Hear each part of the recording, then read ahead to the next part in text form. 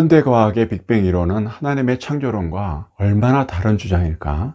우주과학의 핵심이라고 하는 빅뱅 이론에는 어떤 문제가 있는 건가요? 현대과학에서 전개하는 우주기원을 설명하는 빅뱅 이론은 창세기와 엄청난 차이를 보이는 것처럼 보입니다.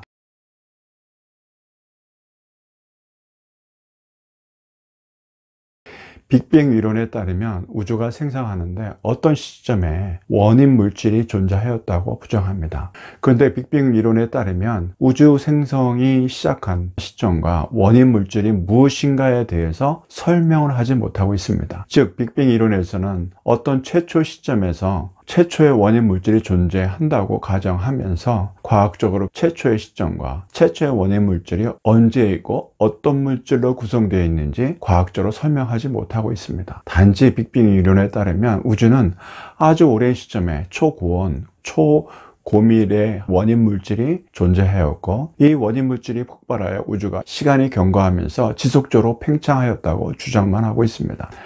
이에 반하여 창세기에서는 최초의 시점을 태초라는 시점으로 설명하고 있습니다.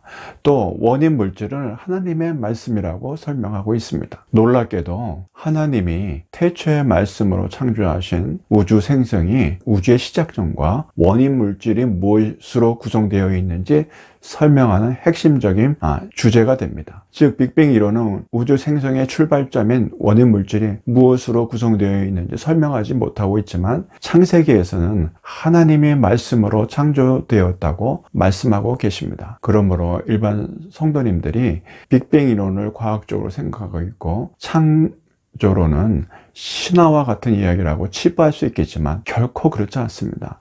창세기 1장 1절에는 태초에 하나님이 천지를 창조하시니라고 하면서 하나님이 천지를 말씀으로 창조하셨다고 말씀하시고 계십니다. 창세기에서는 한 줄의 말씀으로 우주 생성을 선언하였습니다.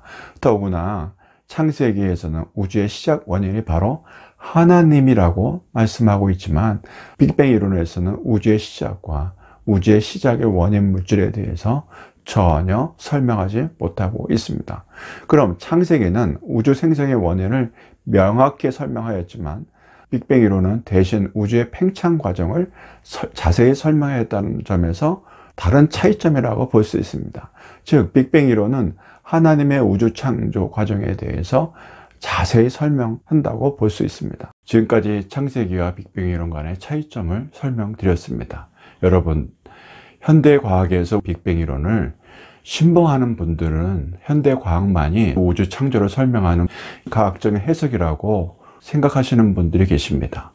과학은 현상에서 출발하지만 현상의 원인을 과학적으로 파악하지 못하면 과학자들은 가정을 만들고 그 가정을 근거로 현상을 설명하는 이론을 만들어 갑니다. 그런데 만약 가정으로 세운 현상이 무너지면 그 가정으로 만든 이론은 무너지게 되는 것입니다. 여러분들, 우주가 팽창하는 과정에서 태양과 달, 지구가 제멋대로 만들어진 것처럼 보실 수 있습니다. 그러나 지구가 태양과 달로부터 공정과 자정을 하는 과정에 조금이라도 옆으로 비껴 공정과 자정을 했다면 지구는 우주미화가 되고 인류는 멸망한다는 사실을 알고 계십니까? 과연 하나님께서 우주를 비롯해서 태양과 달, 별들을 창조하지 않았다고 과연 말할 수 있는 것입니까?